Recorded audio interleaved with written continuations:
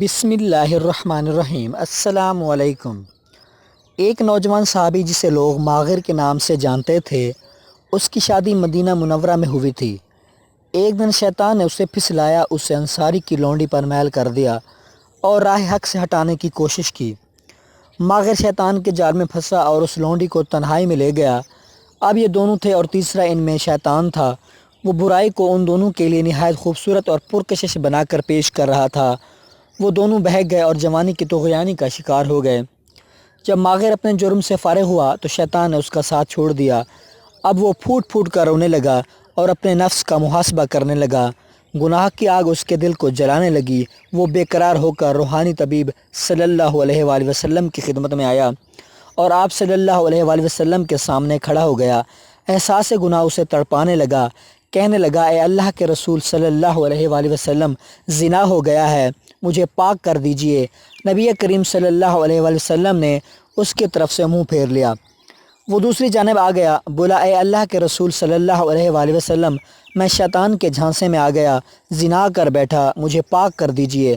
نبی پاک صلی اللہ علیہ وآلہ وسلم نے فرمایا، تجھ پر افسوس ہے، واپس چلا جا اور اللہ تعالیٰ سے اپنے گناہ کی معافی مانگ اور توبہ کر لے۔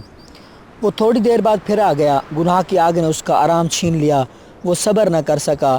نبی کریم صلی اللہ علیہ وآلہ وسلم نے اس کے بارے میں حکم دیا کہ اسے یہاں سے نکال دو۔ اسے نکال دیا گیا۔ وہ چوتھی مرتبہ پھر چلا آیا۔ نبی کریم صلی اللہ علیہ وآلہ وسلم نے لوگوں سے پوچھا، کیا یہ دیوانہ ہے؟ لوگوں نے کہا، اللہ کے رسول صلی اللہ علیہ وآلہ وسلم، ہم نے اس میں ایسا کوئی مرض نہیں پایا۔ آپ صلی اللہ علیہ وآلہ وسلم نے فرمایا، شاید اس نے شراب پی ہوئی ہے، اس لیے ایسی حرکتیں کر رہا ہے۔ ایک آدمی کھڑا ہوا، اس نے ماغر کا منہ سونگھا، اسے شراب کی بو محسوس نہیں ہوئی۔ نبی کریم صلی اللہ علیہ وآلہ وسلم نے پوچھا، تجھے پتہ ہے زنا کسے کہتے ہیں؟ اس نے کہا، جی ہاں، میں ایک عورت کے ساتھ اس طرح حرام کا ارتکاب کر بیٹھا ہوں جیسے ایک آدمی حلال طریقے سے اپنی بیوی کے پاس آتا ہے۔ آپ صلی اللہ علیہ وآلہ وسلم نے پوچھا، اب اس بات سے تمہارا کیا مطلب ہے؟ اس نے کہا، مجھے پاک کر دیجئے۔ نبی پاک صلی اللہ علیہ وآلہ وسلم نے مکمل تفتیش کرائی، جرم ثابت ہونے پر حد جاری فرمائی۔ آپ صلی اللہ علیہ وآلہ وسلم نے حکم دیا، اسے سنگسار کر دیا جائے۔ جب اس کی نماز جنازہ پڑھی گئی اور اسے دفن کر دیا گیا تو نبی پاک صلی اللہ علیہ وآلہ وسلم دو آدمیوں کے پاس سے گزرے۔ وہ آپس میں باتیں کر رہے تھے کہ دیکھو، اس آدمی پر اللہ تعالیٰ نے پردہ ڈالا تھا، لیکن اس نے اپنے آپ کو خود ہی ہلاکت میں ڈال دیا، حتیٰ کہ اسے پتھر مار مار کر یوں ہلاک کر دیا گیا جیسے کتے مار دیے جاتے ہیں۔ نبی پاک صلی اللہ علیہ وآلہ وسلم خاموش ہو گئے۔ پھر تھوڑا چلے آگے ایک مردہ گدھا پڑا ہوا تھا، اسے دھوپ نے جلا دیا تھا اور وہ پھول گیا تھا۔ جب نبی پاک صلی اللہ علیہ وآلہ وسلم نے اس گدھے کو دیکھا تو پوچھا، فلاں آدمی کدھر ہیں؟ وہ دونوں بولے، اللہ کے رسول، ہم یہاں ہیں۔ آپ صلی اللہ علیہ وآلہ وسلم نے فرمایا، اترو اور اس گدھے کا گوشت کھاؤ۔ وہ حیران ہو کر بولے، اللہ کے نبی، بھلا اسے کون کھا سکتا ہے؟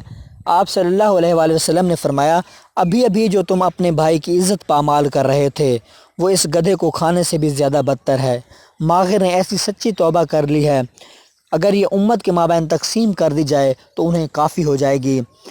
مجھے اس ذات کی قسم جس کے ہاتھ میں میری جان ہے، وہ اس وقت جنت کے نہروں میں غوطے لگا رہا ہے۔ خوشخبری ہے ماغر بن مالک کے لیے، وہ جوانی کی بھول کا شکار ہوا اور اپنے رب کے درمیان پڑے ہوئے پردے کو پامال کیا۔ گناہ نے اسے چین سے بیٹھنے نہ دیا۔ اس نے ایسی توبہ کی کہ اگر امت کے درمیان تقسیم کر دی جائے تو تمام لوگوں کی معافی کا ذریعہ بن سکتی ہے۔ تو سامعین کرام، اگر آپ کو ہماری یہ ویڈیو پسند آئی تو ہمارے چینل کو ضرور سبسکرائب کر دیں۔ ملتے ہیں نیکسٹ ویڈیو میں، تب تک کے لیے اللہ نگہبان۔